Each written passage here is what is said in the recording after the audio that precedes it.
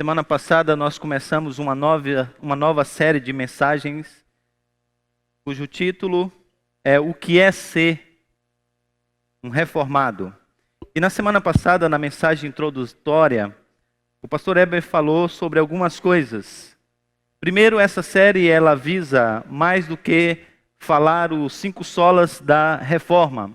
A gente vai tentar falar da reforma de uma maneira bem mais abrangente. Também ser reformado não é simplesmente ser conservador ou tradicional, como vimos. Nem mesmo defender os 5 pontos do calvinismo. Esse é apenas um aspecto da teologia reformada. A soteriologia não pode, a fé reformada não pode ser resumida ou reduzida apenas aos aspectos da soteriologia.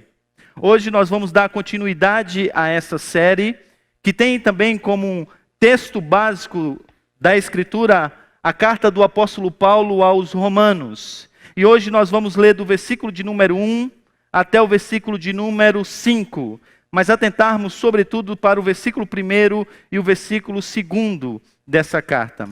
E eu quero fazer uma coisa que é um costume entre algumas igrejas reformadas. Quando eu trabalhei em São Paulo, em uma igreja reformada, um dos costumes era que, no momento da pregação, o irmão da igreja lia o texto sagrado e o pastor, então, pregava no texto. A mensagem a ser passada era uma mensagem que tem tudo a ver com o nosso tema do dia de hoje e também com a reforma protestante. Isto é, a palavra de Deus pode ser lida por todos nós. Deus resolveu se revelar e Ele fez isso de forma tão clara que nós podemos ler a sua palavra e podemos ter a ideia, podemos compreender o seu plano salvífico. Ao mesmo tempo que Deus colocou sobre sua igreja pastores e mestres, para que possa expor aquilo que não está tão claro na língua na qual nós estamos lendo as Escrituras. Por isso eu queria convidar o Felipe Correia. O Felipe Correia vai ler o texto e logo depois da sua leitura eu vou orar e nós vamos então em seguida expor o texto. Romanos capítulo de número 1, do versículo 1 até o versículo 5. Ouçamos a leitura da palavra de Deus. Alô. Paulo, servo de Cristo Jesus, chamado para ser apóstolo, separado para o evangelho de Deus, o qual foi prometido por ele de antemão, por meio dos seus profetas nas Escrituras Sagradas, acerca do seu filho que, como homem, era descendente de Davi, e que, mediante o Espírito de Santidade, foi declarado Filho de Deus com poder, pela sua ressurreição dentre os mortos, Cristo Jesus, nosso Senhor. Por meio dele, e por causa do seu nome, recebemos graça e apostolado para chamar dentre todas as nações um povo para a obediência que vem pela fé. Obrigado, Felipe. Vamos orar. Deus bendito, a tua palavra mais uma vez foi lida nessa manhã. E nós queremos pedir agora que o Senhor fale às nossas mentes e aos nossos corações. Dar, ó Deus, que o teu Espírito Santo que inspirou essa palavra possa nesse momento iluminar a nossa mente para que a gente possa entender a tua palavra. Como salmista nós te pedimos, desvenda os nossos olhos para que a gente tenha condições de contemplar as maravilhas da tua lei. Ó Deus, que nessa manhã a gente ainda venha compreender a beleza da tua revelação especial, a beleza da tua palavra, e diante disso venhamos depositar somente nela a nossa vida, o nosso ser. Fala as nossas vidas, Pai, é o que nós te pedimos em nome de Jesus. Amém. Ano que vem nós completamos 500 anos de reforma protestante. E depois que se passou todo esse tempo, se nós fôssemos fazer uma análise de todo esse período, de tudo que aconteceu no mundo depois da reforma protestante, E se nós, diante dessa análise, nos perguntássemos, se Deus quisesse levantar um novo Lutero, quase 500 anos depois da Reforma Protestante, qual seria o tema central dessa nova reforma? Qual seria o assunto, objetivo da ação de Deus para essa nova reforma? Se nós fizéssemos uma enquete com essa pergunta, sem dúvida, vários assuntos surgiriam. Mas eu fui muito tomado pela resposta dada a essa mesma pergunta por um teólogo chamado John Fleming. Talvez um dos maiores teólogos da nossa atualidade. Ele disse que se Deus tivesse, que quase 500 anos depois, que levantaram Lutero para uma nova reforma, talvez o assunto, talvez o tema seria a necessidade de nós vermos a palavra de Deus como sendo um livro divino. Seria nós olharmos para as Escrituras não apenas como um livro humano, não apenas como um livro de autoria humana, mas um livro de autoria divina. Ele faz uma leitura da história e ele diz que se nós fôssemos olhar, a grosso modo, nós poderíamos dizer que na história houve dois grandes eventos que poderiam ser denominados de reforma. O primeiro deles aconteceu no quarto século, quando a igreja reunida fez uma divisão, uma separação, uma dicotomia entre a escritura e a filosofia grega. E essa separação trouxe grande contribuição para o entendimento da doutrina da Trindade, sobretudo da pessoa de Cristo Jesus. Atanásio levantou uma grande bandeira dizendo que Cristo é divino, que ele é essencialmente a mesma coisa do Pai, que ele não é apenas mais um homem que a humanidade conheceu, ele é o próprio Filho de Deus. Ele é essencialmente o próprio Deus. Quando Lutero se levantou, há quase 500 anos atrás, ele fez isso com um único objetivo: dizer para a igreja e para o mundo que a salvação não é uma obra humana, ela é uma obra divina. Que nós não somos justificados pelas nossas próprias obras, mas que a justificação é um ato de Deus, e é Deus que nos salva. O tempo passou, mas a necessidade de olharmos para a nossa vida, as coisas relacionadas à nossa vida, e sobretudo para a palavra de Deus, continua ainda a mesma. A necessidade ainda é a mesma. Se no tempo de Lutero era necessário ver a salvação como divina, no tempo de Atanásio era necessário ver o Filho de Deus não apenas como homem, mas como Deus, a necessidade dos nossos dias é de olharmos para a Escritura não apenas como um livro humano, mas sim como um livro divino. Porque apesar da Escritura ter passado na mente dos homens, dos seus autores, ela é em última instância fruto da mente infalível, inerrante do nosso Deus.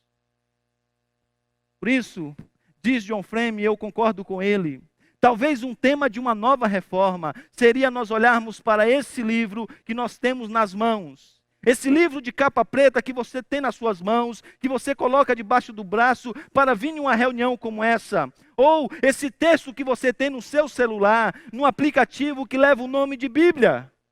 Talvez a maior necessidade dos nossos dias seja exatamente nós nos voltarmos para esse livro e lê-lo não como um livro qualquer, não como mais um livro do mundo, mas como a palavra de Deus.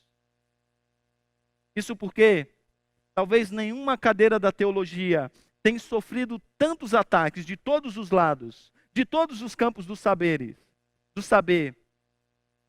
a não ser o aspecto da teologia sistemática chamado bibliologia. Isso acontece desde o tempo de Lutero e tem acontecido nos nossos dias. Olhe para esse relato histórico. A Reforma Protestante levantou uma bandeira chamada sola Escritura, ou seja, somente a Escritura é a palavra de Deus e a autoridade. Os reformadores disseram que a revelação, ou seja, a palavra de Deus, ela é a medida de todas as coisas. Nós precisamos ver todas as coisas à luz da palavra de Deus. Nós precisamos entender o mundo à nossa volta à luz da palavra de Deus. Só que o tempo passou e as coisas começaram a tomar outro rumo.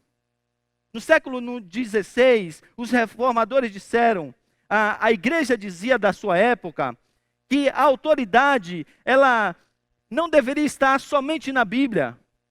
E a igreja colocou a autoridade em xeque, porque dizia que as tradições não escritas, que se referiam à fé ou à conduta, elas deveriam ser recebidas com o mesmo sentimento piedoso dado à Escritura. E a igreja daquela época, então, ela colocou uma espécie de autoridade que era dividida em 3 partes. Havia autoridade que era dada à Escritura, mas a mesma autoridade era dada à tradição e ao magistério. Por isso foi tão necessário a reforma se levantar para dizer que somente a Escritura é a palavra de Deus. Só que essa resposta dos reformadores, essa não foi uma resposta que teve consenso no mundo. As pessoas ainda queriam mudar o eixo ou a localização da autoridade. O salmista, no Salmo de número 2, já disse dessa necessidade do ser humano de querer romper com todas as coisas que dizem respeito ao reino de Deus, ao reino do seu Filho e aos seus valores. E a tentativa de romper com todas essas coisas, ela continuou. Levantou-se então alguns homens dentro de um movimento chamado de racionalismo. E o racionalismo passou a dizer que, na verdade, não é a revelação que é a medida de todas as coisas. A razão, sim, é a medida de todas as coisas. Tudo, então, precisa ser passado pelo crivo da razão. Todas as coisas precisam ser entendidas à luz desse crivo. De tal maneira que o racionalismo, que é um filho natural do iluminismo, passou a dizer que nós precisamos olhar todas as coisas unicamente através da razão humana. E aí a autoridade que até então ela é colocada sobre a revelação, que é a palavra de Deus, que vem da mente divina, passou a ser colocada sobre a razão, que é encontrada unicamente na mente humana. E aí a necessidade da razão passou a dar lugar à suficiência da razão.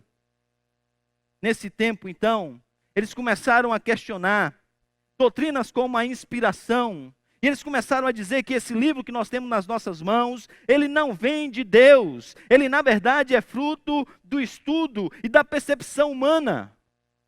Começaram a questionar a infalibilidade das Escrituras. E eles diziam, então, que essa Bíblia, que essa palavra que nós temos nas nossas mãos, ela foi feita apenas para um tempo histórico. E que não há nenhuma relevância para nós nos nossos dias. De tal maneira que a autoridade das Escrituras foi veemente, impetuosamente negada nesse tempo. Levantou-se depois desse tempo um outro grupo que queria responder a esse tempo. E o empirismo começou a dizer então que não é bem a razão, porque aqui é também um extremo muito grande, e eles foram para outro polo e começaram a dizer que na verdade a emoção é a medida de todas as coisas. O termo empirismo vem do grego empiria, que significa experiência. E a tese fundamental do empirismo é que o conhecimento humano legítimo é obtido pelas informações chegadas à nossa mente através dos nossos sentidos. E o indivíduo é o único responsável em dar significado à vida e em vivê-la de maneira sincera e apaixonada. E eles diziam então que na verdade Deus não se revelou. E se Deus não se revelou e essa palavra não é divina, então a consequência primária, a priori, é que Deus precisa ser deixado de lado. É que Deus não pode ser estudado. Mais uma vez, há um profundo ataque à doutrina da inspiração. A revelação é apenas, diziam eles, um conjunto de impressões humanas a respeito do que Deus fez no passado e a respeito das suas experiências no passado em relação a esse Deus, e nada mais. Levantou-se então depois um novo movimento. que os estudiosos dizem que é esse tempo que nós estamos vivendo. E o pós-modernismo diz que, na verdade, tudo é a medida de todas as coisas. Se você tem um livro de capa preta, e esse livro fala a sua mente, esse livro faz sentido para o seu pensamento, e esse livro fala ao seu coração, que coisa boa é isso! Que bom que você se achou nesse mundo perdido em tantas desilusões, ansiedades. Que bom que você achou o seu caminho, que bom que você se encontrou. Que bom que essa é uma verdade para você. Mas não venha me doutrinar, não venha dizer que essa é a única verdade, não venha dizer que esse é o único meio de se conectar com a divindade, não venha me dizer que esse Jesus, que é dito nessa capa preta, livro de capa preta, é o único caminho que conduz a Deus. Essa é a sua verdade, não a minha verdade. E esse movimento fez com que acontecesse algumas coisas no que diz respeito à autoridade das Escrituras. A primeira é que o relativismo começou a minar a credibilidade de qualquer forma de interpretação que proponha uma verdade, uma autoridade que seja absoluta. É muita prepotência você dizer que você tem a verdade. A segunda coisa em consequência a essa é exatamente a individualização da verdade. Agora todo mundo pode ter a sua própria verdade. Agora todo mundo pode dizer o que é verdade e o que não é. E ninguém pode alegar que tem uma única verdade. E ninguém pode querer converter outro a uma fé, seja ela qualquer. Em consequência disso, se levantou então no mundo que nós vivemos uma série de autoridades. De tal maneira que hoje nós temos autoridades para todas as áreas da vida. A multiplicidade de autoridade, ela vai desde o âmbito acadêmico até o âmbito da vida do cotidiano. É por essa razão que Richard Dawkins, um ateu evolucionista britânico, ele diz a resposta que o mundo precisa para entendermos quem nós somos, de onde nós viemos e qual é o fim da nossa vida, qual é o propósito da nossa vida nesse mundo que nós vivemos. Uma das maiores apresentadoras dos Estados Unidos tem uma coluna no jornal e o título dessa coluna é O que eu sei com certeza. E nesse título, nessa coluna, ela diz então a maneira como nós devemos nos relacionar com o mundo, a maneira como nós devemos nos relacionar com as pessoas e a maneira como nós devemos viver a vida. E essas coisas ela sabe com certeza. Li essa semana uma matéria de uma revista chamada Cristianismo Hoje, uma revista brasileira. E nessa revista brasileira há um artigo e o título do artigo é o seguinte: 10 coisas para eu voltar para a igreja. E nessa checklist, alguém escreve 10 coisas que a igreja precisa ter para que ele então decida voltar para a igreja. Agora, o que é ser igreja e como deve ser a igreja não é mais algo que nós extraímos da palavra de Deus. Alguém agora, um desviado, se levanta como uma autoridade para dizer como a igreja deve ser.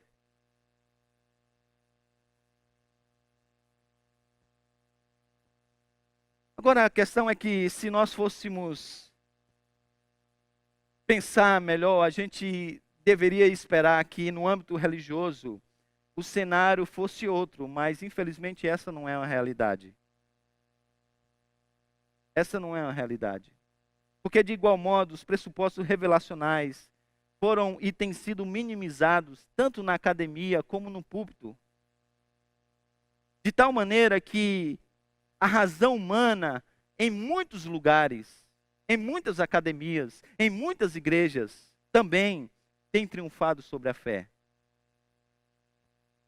A multiplicidade de sentimentos também não ficou fora do pacote.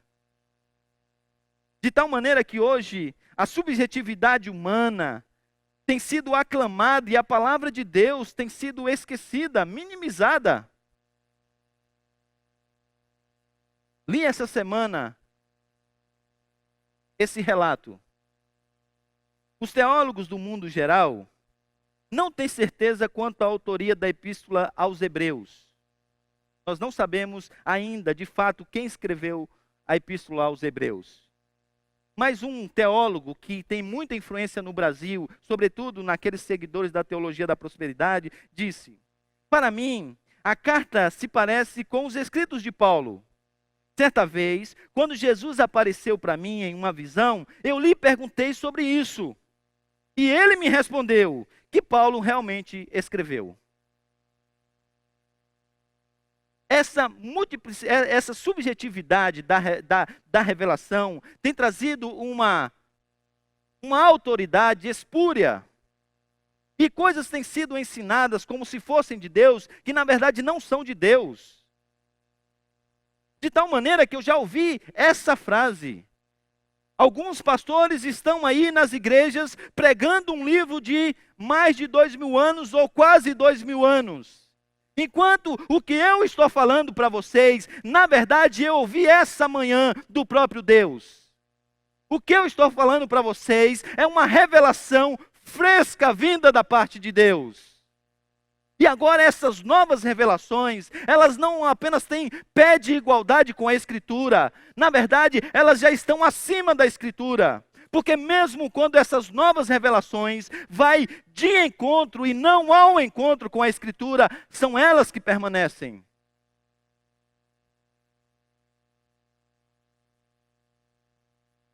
Conclusão, então, é que esse é o mundo que nós vivemos. Esse é um mundo onde a autoridade da Escritura já não é mais aclamada.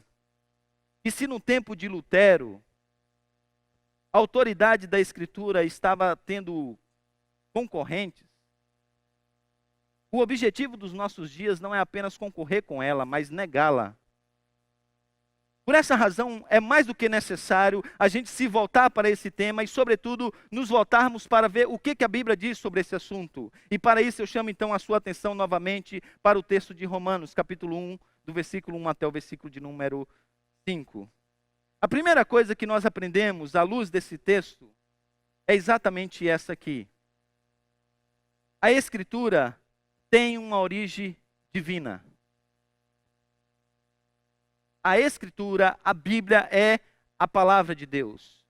O apóstolo Paulo escreve no versículo de número 1 o seguinte. Olhe para o seu texto, olhe para o texto que está aí. Paulo, servo de Jesus Cristo, chamado para ser apóstolo, separado para o evangelho de Deus. Há duas coisas nesse versículo 1 que nós precisamos entender. A primeira delas é essa palavra que nos é apresentada aí no versículo de número 1.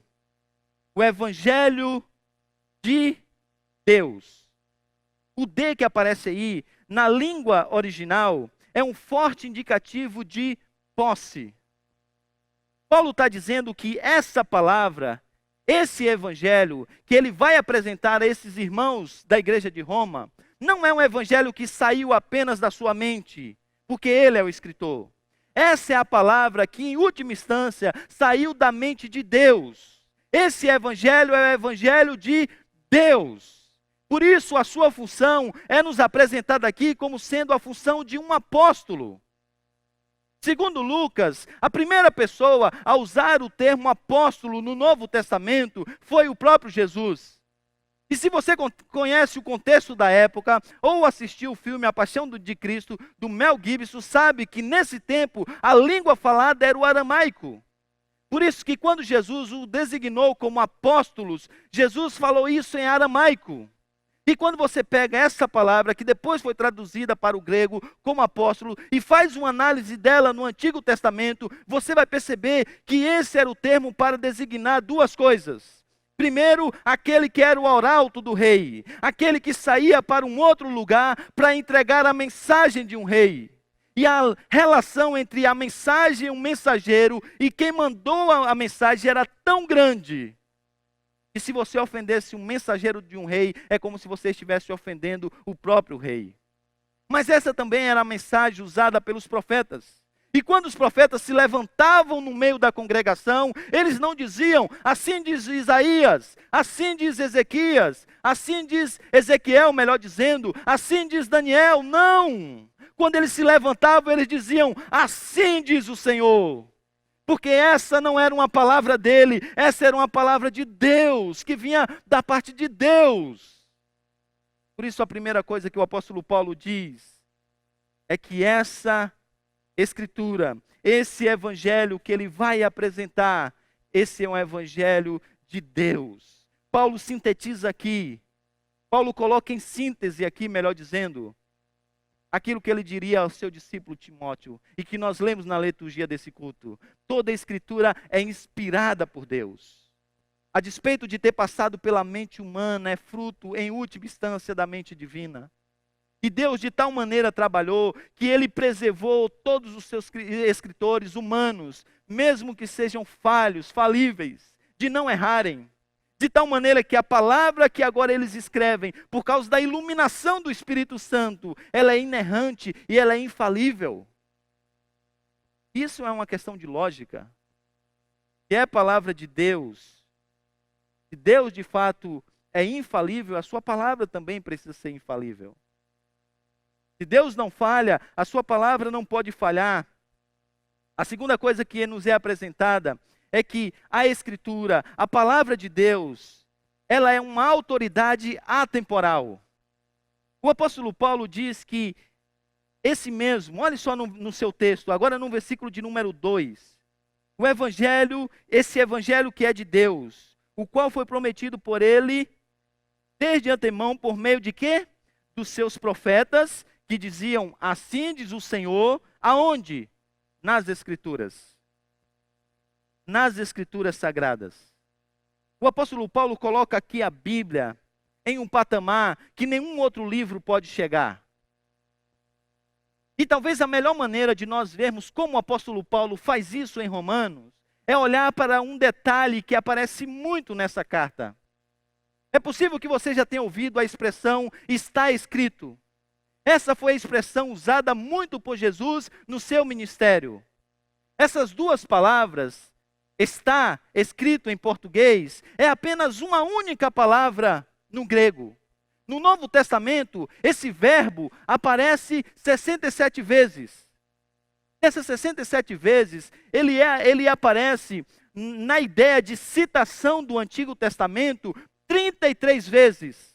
Dessas 33 vezes, 16 é apresentada por Paulo em Romanos. Quase que a metade. Quase que a metade do que aparece, está escrito, está em Romanos.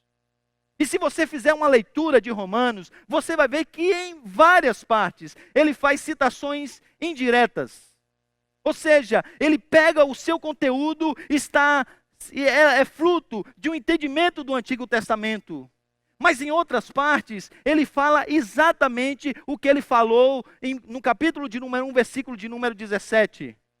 Olha só, 1,17, quando ele diz assim, olha só, porque no Evangelho é revelada a justiça de Deus. Uma justiça que no princípio, que do princípio ao fim é pela fé. Aí olha só o termo, como está escrito, o justo viverá pela fé. Como está escrito, essa expressão aparece então 16 vezes em Romanos. Agora, o que isso significa? Dizem que o pregador não pode trazer as panelas para o púlpito. Isso é uma referência para que ele apenas apresente o jantar. Mas não fale das ferramentas que ele usou para chegar àquelas conclusões. Mas me permita trazer uma frigideira, ela é necessária. A palavra está escrito em grego, é um verbo. Esse verbo é o verbo mais importante da língua grega, do grego koiné, usado no Novo Testamento. A razão, ele é um verbo raro. Por isso, alguém só usa quando é muito necessário.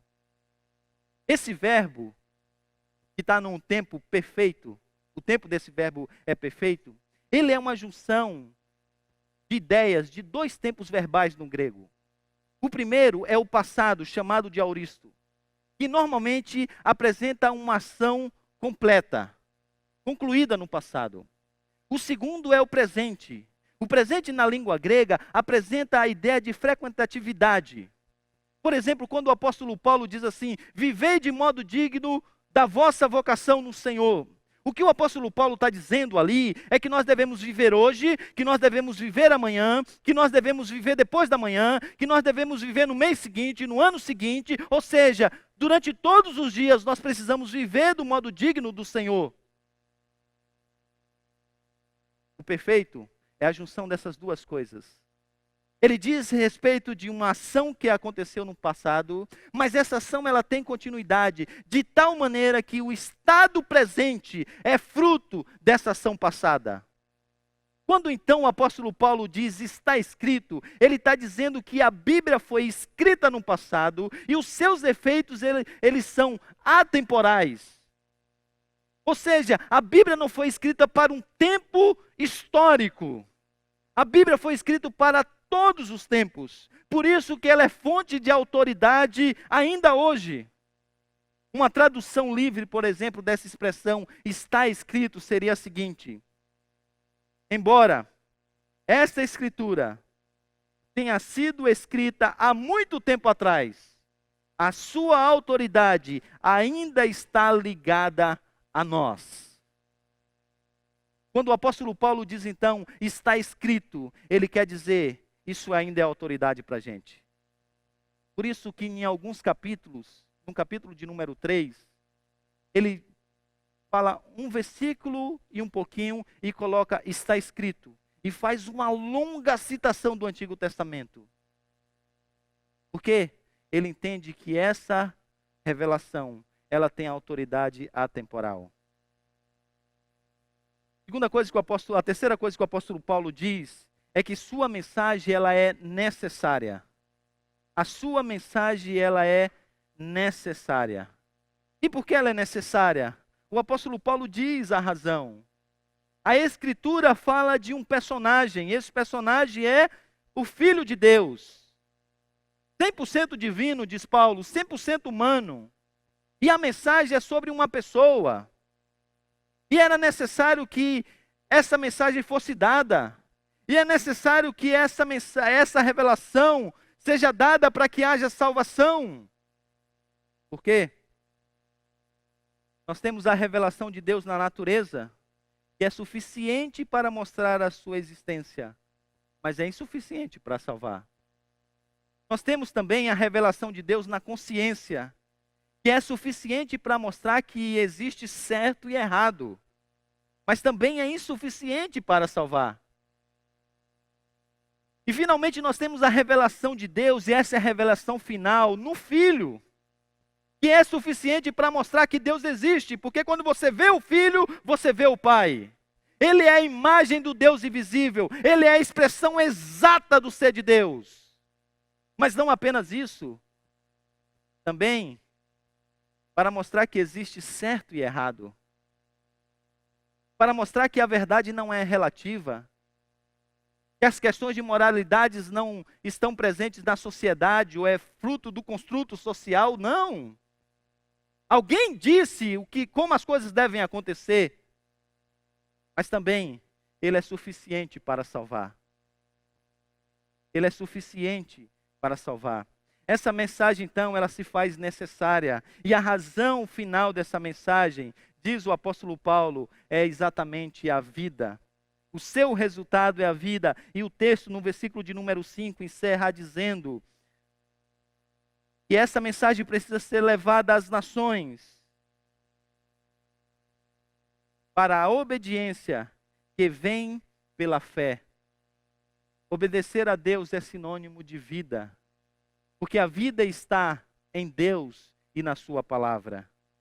Isso nos leva então ao entendimento dessa verdade, e essa é a pergunta que a gente vai tentar sempre responder em todas as mensagens. Então, à luz dessa doutrina, quais são os distintivos, ou qual é o maior distintivo dos reformados no que diz respeito à palavra de Deus, à autoridade da palavra de Deus? E a resposta a essa pergunta é: ser reformado é confiar nas Escrituras como fonte infalível de revelação. Ser reformado é confiar nas Escrituras como fonte infalível de revelação. Confiar porque agora nós descansamos nelas. Fonte porque ela é tudo que nós precisamos. Infalível porque ela não falha. Ela não é fruto da mente humana apenas. Em última instância, ela é fruto da mente divina, que inspirou os seus autores, que preservou para que não houvesse erro, e que preservou para que ela passasse todo o tempo e ainda chegasse nas suas mãos como sendo palavra verdadeira de Deus. Diante disso, nós chegamos a algumas implicações e aplicações. E eu queria partilhar com vocês três. A primeira delas, a Bíblia, que é a palavra de Deus, é a verdade absoluta. Eu sei que se você ler essa frase com mais atenção, você vai dizer assim: pastor, mas essa frase do Senhor está repleta de redundância. E realmente está, e é proposital. Porque se a Bíblia ela é palavra de Deus, é lógico que ela é verdade. É lógico que ela é verdade. Porque se Deus é verdadeiro, Ele não pode produzir uma coisa que seja falsa. Isso é ilógica. Uma coisa não pode ser uma coisa e ser outra ao mesmo tempo. Deus não pode ser Deus e ter os seus atributos divinos e ao mesmo tempo Ele ser falho. Ele agir como um ser humano. Isso é ilógica. Ela é absoluta porque se vem de Deus, de fato, é algo que nós precisamos nos submeter. E não dá para questionar, porque manda quem pode, obedece quem tem juízo. A Bíblia, então, que a palavra de Deus é uma verdade absoluta. A segunda coisa, acredite, mas acredite mesmo. A Escritura é eficaz. Creia nisso, a Escritura é eficaz. Lutero não tinha medo de dizer a seguinte frase: nenhum livro ensina alguma coisa sobre a vida eterna, exceto unicamente este. E um teólogo disse algo curioso, e eu queria ler para vocês. Observem. A palavra do Evangelho, apresentada na Escritura, tem um poder inerente de escrever a lei de Deus no coração do homem. Isto é, de mudar de tal modo o homem interior, que ele se sujeite alegre e intencionalmente à lei de Deus. E com prazer ande nos caminhos de Deus, de acordo com um novo homem que foi criado nele por meio da fé no Evangelho. E a conclusão dele é essa: força humana e instrução humana não podem realizar essa mudança. Você quer saber a singularidade da Escritura?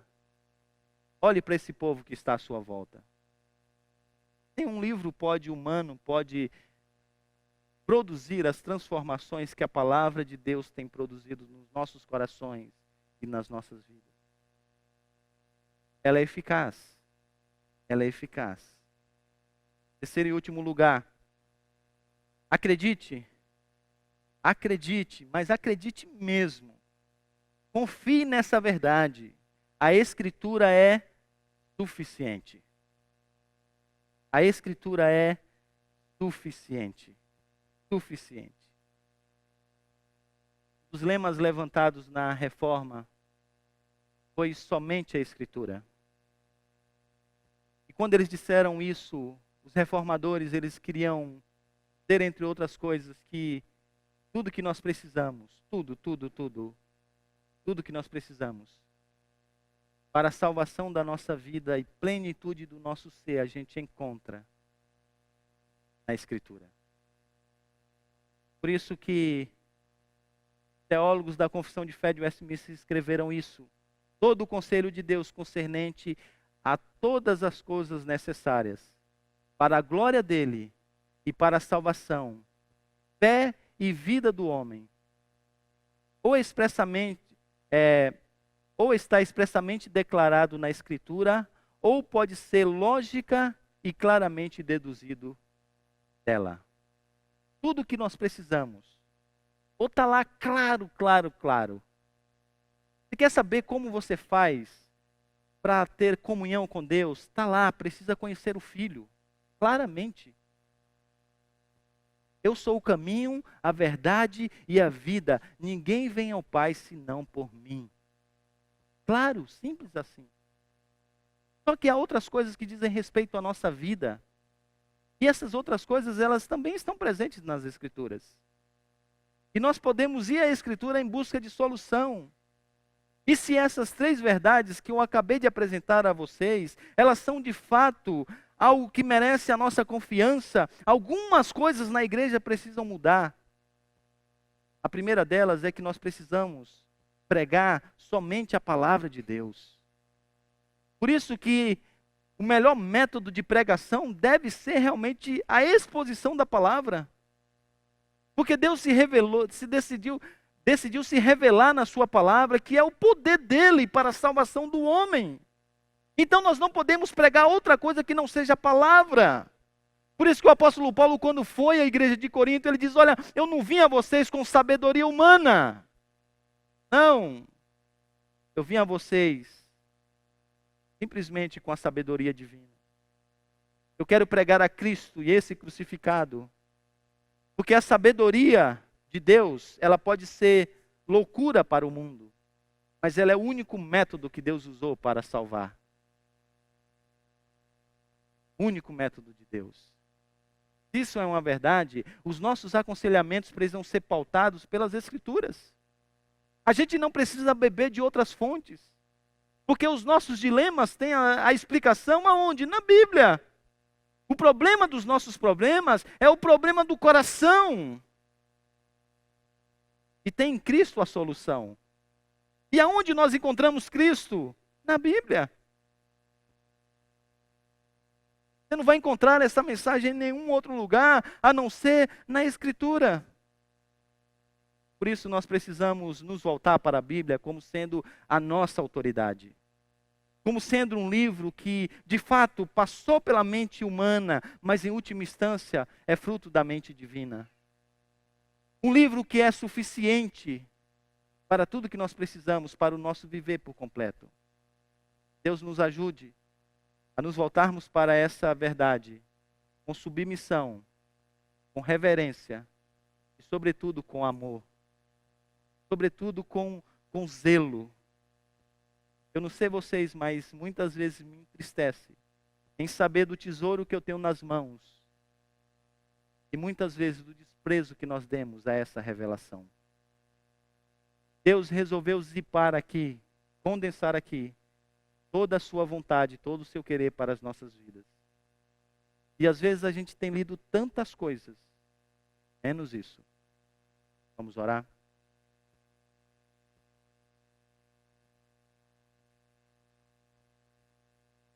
Ó Deus, agradecemos pela Tua palavra que é viva e eficaz. Agradecemos-te porque o Senhor resolveu se revelar a nós. Agradecemos-te pela pessoa do Filho.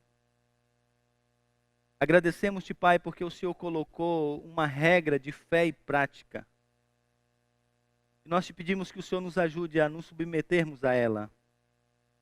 O mundo tem dito, Pai, que nós devemos devoltar a nossa vida e nos submeter a tantas outras autoridades. Nós te pedimos, arranca esses ídolos do nosso coração.